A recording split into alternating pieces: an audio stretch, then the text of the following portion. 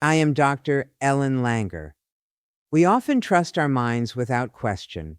We assume that what we think is what is true, that our perceptions are accurate, and that our interpretations reflect reality as it is.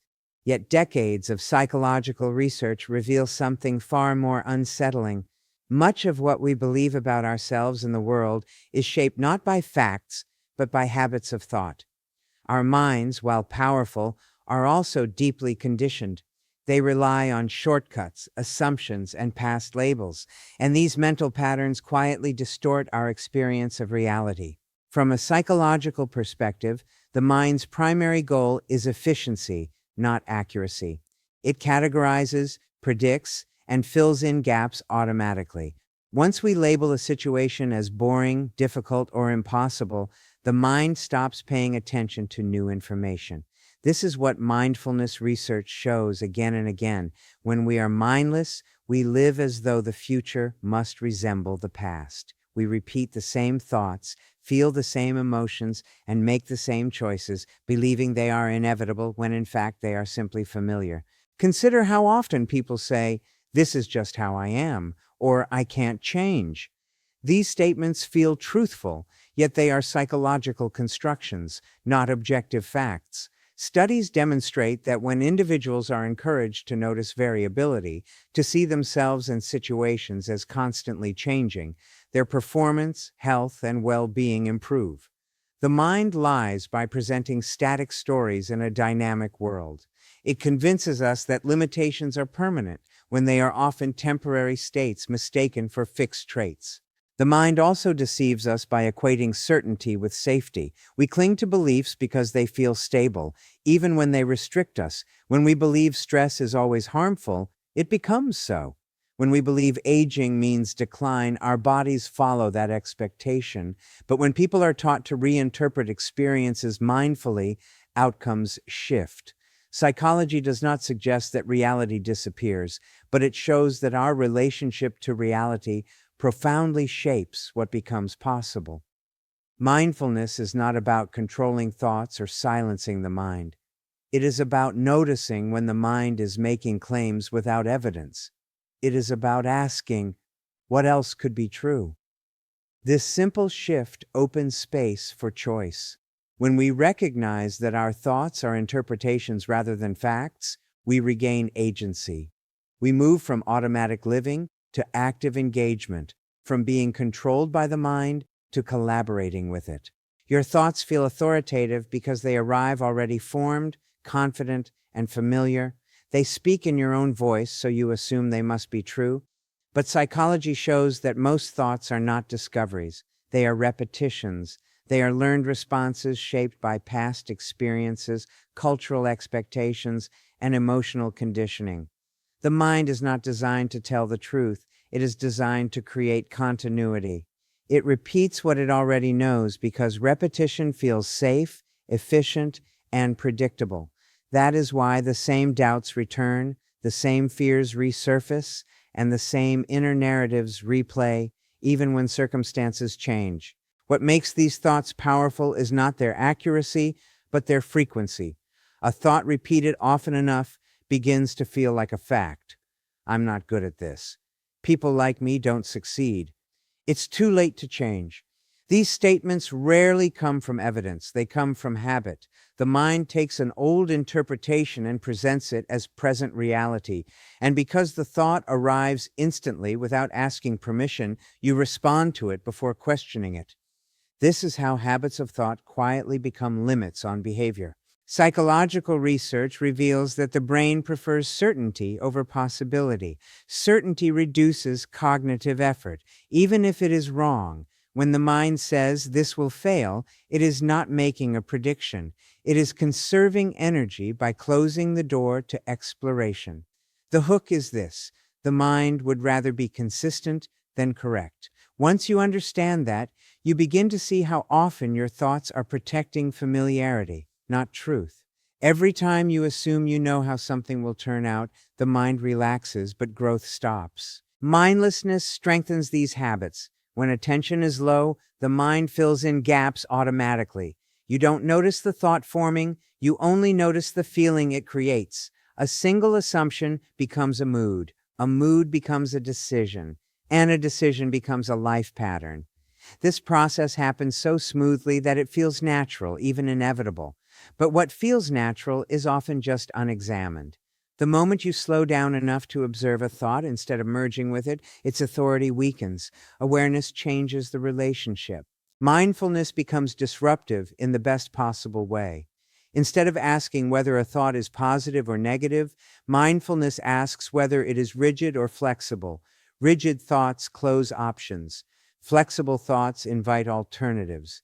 When you notice variability, even small differences, the mind is forced to stay awake. It cannot rely on habit when it is paying attention. This is why mindful awareness has been shown to improve performance, creativity, and well-being. The brain becomes engaged with the present rather than imprisoned by the past. A powerful shift occurs when you realize that thoughts are events, not commands. They arise, linger, and pass. You can listen without obeying. You can question without suppressing. You can allow a thought to exist without allowing it to decide. This is not about fighting the mind. It is about refusing to let habit masquerade as truth. The hook here is simple but unsettling. If your thoughts were always accurate, your life would not feel stuck. Stuckness is often the signal of unquestioned thinking. When people begin to notice their thoughts as habits, something changes in how they experience themselves. Identity becomes less fixed. Instead of saying, "This is who I am," they begin to say, "This is what I'm thinking right now." That subtle linguistic shift carries enormous psychological power. It separates the thinker from the thought. It introduces choice where there once seemed to be none. And once choice appears, behavior can change. The most freeing realization is not that you need better thoughts, but that you need less blind loyalty to the ones you already have. When you stop treating every thought as a fact, the mind loses its grip as a dictator and becomes a tool. You regain the ability to test, explore, and reinterpret. In that state, growth is no longer forced. It becomes a natural outcome of attention. Labels feel useful because they simplify a complex world. They allow the mind to make quick decisions and move on. But what begins as a shortcut quickly becomes a cage. The moment you label yourself or your experience, the mind stops looking for anything new. It assumes the story is finished. Psychology shows that this is not a neutral act. It is a limiting one. Labels reduce awareness, and reduced awareness narrows possibility. The hook is subtle but powerful. The faster you label something, the less you actually see it. When you say you are bad at math, not creative, or too old to start over, the mind treats those labels as permanent truths rather than temporary descriptions. It ignores evidence that contradicts them and highlights anything that confirms them. This is not personal failure. It is how cognition works. The brain is a pattern recognition machine, and labels become the patterns it protects. Once a label is applied, the mind works hard to keep it intact, even when reality has already changed. What makes labels especially dangerous is that they feel stable. Stability feels comforting even when it is restrictive.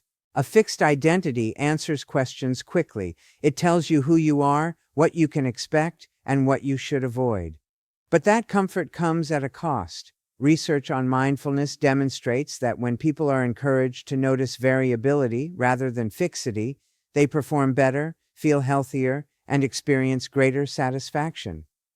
The hook here is this: improvement does not come from changing who you are, but from realizing you were never as fixed as you believed. Labels also shape how others respond to you, which then reinforces how you see yourself. When a child is labeled as smart or slow, their behavior often shifts to match the expectation. Adults are no different. When you carry a label, you unconsciously act in ways that confirm it. This creates a self-fulfilling loop where the label appears to be proven true, even though it was the cause of the behavior in the first place. The mind mistakes repetition for reality. Mindfulness disrupts this cycle by reintroducing nuance. Instead of asking, "What am I?" It asks, how am I different right now? This question forces attention into the present moment. It prevents the mind from relying on old categories. When attention increases, labels loosen their grip. You begin to notice exceptions, shifts, and possibilities that were previously invisible. The hook is that change does not require a dramatic transformation. It begins with noticing small differences you were trained to ignore. Consider how often people say they are stressed, anxious, or unmotivated, as if these were permanent conditions. In reality, these are fluctuating states, but once labeled, they harden into identities. The mind then organizes behavior around them. Psychology shows that when people stop identifying with a label and instead observe their experience moment by moment, their relationship to discomfort changes. They feel less trapped because the experience is no longer defining them. It is simply happening. Labels also limit learning. When you believe you already know what something is, curiosity disappears. The mind closes the file. This is why expertise can sometimes block growth. The expert stops seeing what the beginner notices. Mindfulness keeps the mind in a state of informed not knowing where learning remains possible. The hook here is counterintuitive. Certainty feels powerful, but openness creates progress. As labels fall away, flexibility returns. You respond instead of react. You explore instead of avoid. Life becomes less about defending an identity and more about engaging with experience. When you stop living inside labels, you begin to live inside moments. And in those moments, the range of what you can think, feel, and do expands far beyond what any label ever allowed. Mindfulness restores your power to choose because it interrupts the invisible chain between thought, emotion, and action. Most people believe they choose their responses, yet psychology shows that much of behavior is automatic. A thought appears, an emotion follows, and an action happens before awareness ever enters the room. The hook is this: if you are not aware of what is happening in your mind, you are not choosing, you are reacting. Mindfulness is the moment awareness arrives and breaks that chain. When awareness is absent, the mind operates on prediction. It assumes that what happened before will happen again, and it prepares you accordingly. This saves effort, but it also traps you. You feel anxious before anything has gone wrong. You withdraw before being rejected. You stop trying before failing. The mind calls this protection, but psychology reveals it as preemptive limitation. Mindfulness exposes this process in real time. The instant you notice the prediction forming, it loses its authority. A prediction observed is no longer a command. People often say they cannot control their emotions, but emotions are not the problem. The problem is unconscious belief. When a thought is believed without question, the emotion that follows feels inevitable. Mindfulness does not remove emotion. It changes your relationship to it. You begin to see that emotions rise and fall based on interpretation. That realization is a hook most people never encounter. The same situation can produce different emotions depending on how it is framed. Once you see that, emotional life becomes flexible rather than fixed. Choice does not appear as a dramatic moment of empowerment. It appears quietly, as hesitation, as a pause, as the ability to say, this is one way to see it, but not the only way. That pause is psychologically profound. Research shows that even brief moments of mindful attention can reduce stress, improve decision-making, and increase creativity. Why? Because the brain shifts from automatic mode to engaged mode. It stops recycling old answers and starts responding to what is actually happening. The mind resists this shift because awareness requires effort. Habit is comfortable. Familiar reactions feel safe, even when they produce dissatisfaction. The hook here is uncomfortable, but freeing. The mind will often choose suffering over uncertainty. Mindfulness challenges that preference. It invites uncertainty not as a threat, but as an opening. When you no longer know exactly how something will turn out, multiple outcomes become possible. Choice expands in direct proportion to uncertainty. Mindfulness also restores choice by revealing options you did not know existed. When you are mindless, situations look binary: succeed or fail, stay or leave, fight or give up. With awareness, nuance appears. You notice tone, timing, context, and alternatives. Psychology shows that people who practice mindful noticing generate more solutions to problems and feel less trapped by circumstances. The hook is simple. Feeling stuck is often not about lack of options, but lack of attention. Another powerful shift occurs when mindfulness separates identity from behavior. Instead of thinking, "This is who I am," you begin to think, "This is what I'm doing right now." That distinction restores choice immediately. If behavior is not identity, it can be adjusted. If a reaction is not a personality trait, it can be changed. This is why mindfulness-based approaches have been effective in areas ranging from performance to health. People stop defending an identity and start experimenting with behavior. The deepest restoration of choice comes when you realize that awareness itself is a decision. You can choose to notice. You can choose to question. You can choose to stay present rather than disappear into assumption. That choice is available in every moment, regardless of circumstances. The hook is that freedom does not require changing your life. It requires changing how consciously you inhabit it. When awareness becomes a habit, choice stops being rare. It becomes continuous. Understanding that your mind can lie to you is not a cause for fear, it is an invitation to freedom. Psychology teaches us that awareness creates alternatives. When we approach life with curiosity instead of certainty, we begin to see options where we once saw walls. The moment you stop treating your thoughts as final truths, you begin to live more fully, more creatively, and more consciously. And in that mindful awareness, real change becomes not only possible, but natural.